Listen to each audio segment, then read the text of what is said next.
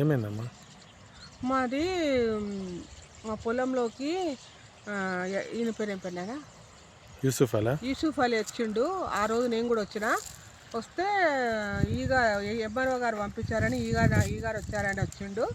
మరి ఏం చేస్తాను నానంటే మాకు ఈగారు ఆర్డర్ ఇచ్చిండు, అది ఎంఆర్ఓ ఆర్డర్ ఇచ్చిండు అన్నారు అని అంటే సరే నేను వెళ్ళిపోయినా. నేను మళ్ళీ వచ్చే వరకు మొత్తం యాపిల్ బెర్రీ చెట్లు, అరటి చెట్లు, మొత్తం మాకు మొక్కజొన్న చెట్లు, ఆకుకూరల చెట్లు అన్ని ధ్వంసం చేసిండ్రు. చాలా ఘోరం చేసిండు సార్. 10 లక్షల నష్టం చేసిండ్రు. మొత్తం ఫెన్సింగ్లు తీసేసిండ్రు. ఈ ఫెన్సింగ్ కట్టుకోవాలంటే మాకు ఎంత అవుతుంది? మరి మీరు ఏం చేసారు? మరి మేము పోలీస్ కేసు ఇచ్చినాము. పోలీస్ కేసు ఇస్తే ఎంఆర్ఓని కలవండి అంటే ఎంఆర్ఓని కలిగినాము. ఆయన అప్లికేషన్ పెట్టమన్నారు.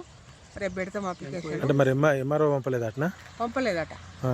ఎంఆర్ఓకు ఆయన పేరు ఏం పెట్టానా యూసుఫ్ అలీది కూడా వీడియో తీసినాం, చూపించినాము. చూపిస్తే మీరు మళ్ళీ ఒక అప్లికేషన్ పెట్టండి అన్నారు. మాకు కోర్టు ఆర్డర్ వచ్చింది, అందులో భూమిలోకి ఎవరు రావద్దని. ఆయన కూడా ఇట్లా విధ్వంసం చేసేళ్ళండి.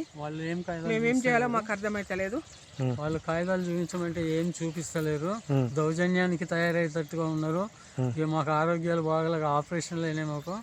మాకు ఆరోగ్యాలు బాగలేక మేము వాళ్ళతోనే ఘర్షణ పడలేదు. మమ్మల్ని చాలా ఇబ్బంది పెడుతున్నారు.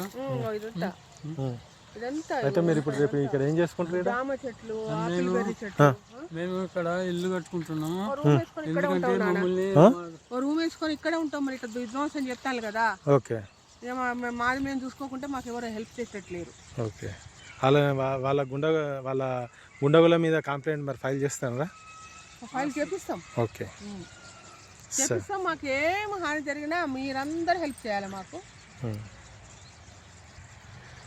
ఓకేనా? ఇంకేమైనా ఉందా చెప్పేది? ఈ దౌర్జన్యాన్ని మేము ఎట్లా భరించాలి? మాకు ఆపరేషన్లు అవి ఉన్నాయి, అసలు నడవలేకపోతున్నాము. ఈ పరిస్థితుల్లో నేను ఎక్కడ తిరగాలి, ఏం చేయాలి? ఈ గవర్నమెంట్ మాకు ఎందుకు సహాయం చేస్తలేదు? మేము పబ్లిక్లే కదా, మా పబ్లిక్ సర్వెంట్లే కదా గవర్నమెంట్. మాకు సాయం చేయకుండా దుండగులకు సాయం చేస్తాను, గుండాలకు సాయం చేస్తాను. అదే రజాకర్ టైంలో రజాకర్లు అలాంటి వాళ్ళను కూడా కొట్లాడి మా భూములు స్వాతంత్రం తెచ్చుకుంటే ఇప్పుడు వాళ్ళకంటే ఎక్కువ చేస్తాను. మాకు ఓకేనమ్మా.